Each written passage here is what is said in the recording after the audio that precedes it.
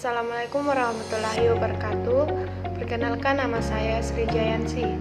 Di sini saya akan menjelaskan tentang marketing mix atau bauran pemasaran.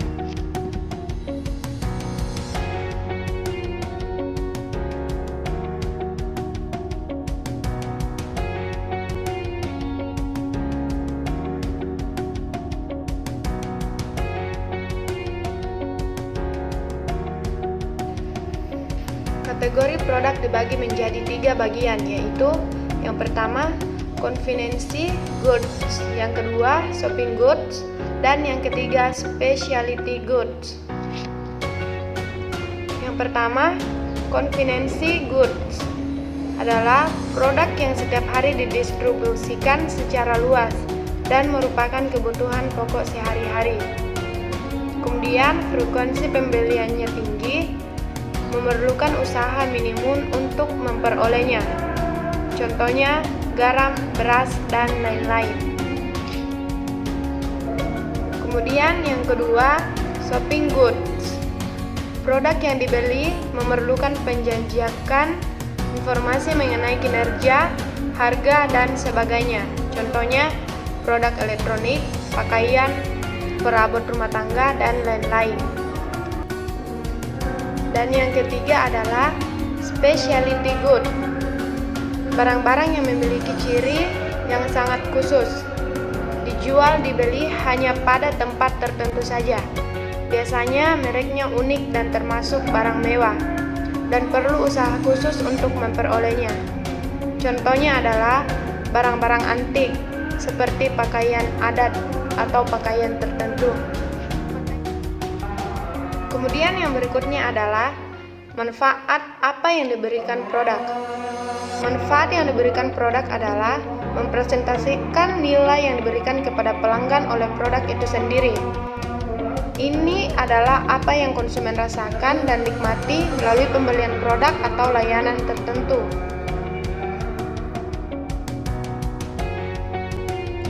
Kemudian yang berikutnya adalah kelompok sasaran. Yang menjadi kelompok sasaran adalah pelanggan utama yang diyakinkan menjadi pembeli dan pengguna produk dianalisis dari yang pertama, usia, yang kedua, status sosial ekonomi, yang ketiga, jenis kelamin, yang keempat, kota atau desa, yang kelima, preferensi, yang keenam, pengguna produk, yang ketujuh, gaya hidup, dan yang kedelapan adalah etnis. Kemudian yang berikutnya, P yang kedua adalah price atau harga. Harga adalah suatu nilai tukar yang bisa disamakan dengan uang atau barang lain untuk manfaat yang diperoleh dari suatu barang atau jasa bagi seseorang atau kelompok pada waktu tertentu dan tempat tertentu. Istilah harga digunakan untuk memberikan nilai finansial pada suatu produk, barang, atau jasa. Kemudian, faktor-faktor yang mempengaruhi keputusan harga adalah biaya, tujuan perusahaan, kondisi perekonomian, bauran pemasaran, karakteristik produk, persaingan, legal dan etis, demand atau supply. Kemudian yang berikutnya adalah distribution channel atau saluran distribusi. Pengertian saluran pemasaran. Saluran pemasaran adalah suatu sistem dan jaringan perantara atau agen pedagang retailer yang terorganisir melakukan semua aktivitas pemasaran yang diperlukan untuk menghubungkan antara produsen dan konsumen. Kemudian, manfaat perantara. Yang pertama, mengurangi tugas produsen dalam kegiatan distribusi untuk mencapai konsumen. Yang kedua, perantara membantu dalam pengangkutan dengan menyediakan alat-alat transportasi, gudang, dan lain-lain. Kemudian yang ketiga, membantu dalam pencarian konsumen dan membantu dalam kegiatan promosi. Ada beberapa cara untuk mendistribusikan suatu produk.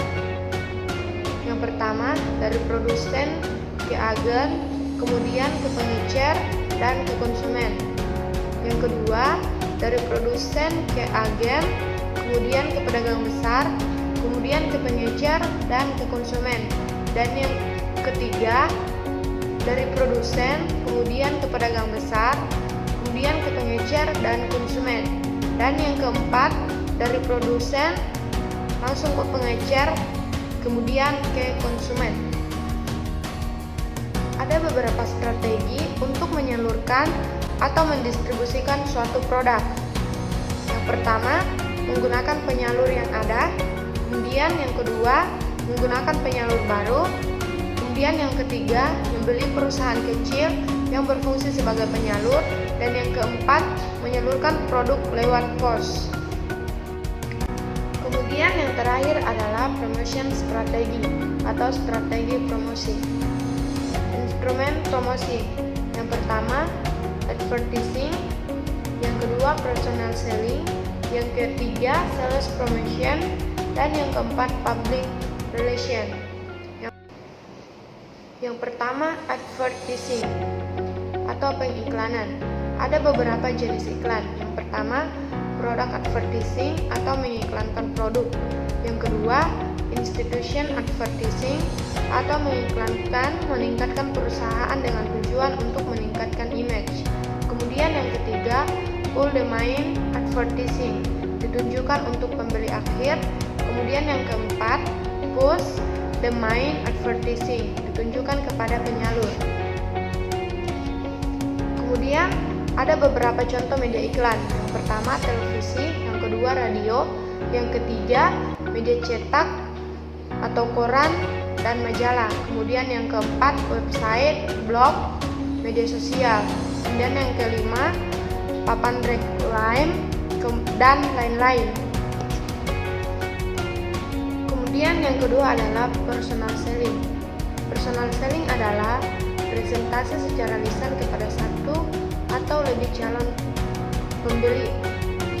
Personal selling juga merupakan alat yang cukup efektif dalam membangun preferensi tindakan-tindakan membeli. Contohnya seperti menjual produk Oriflame. Kemudian yang keempat adalah public relation.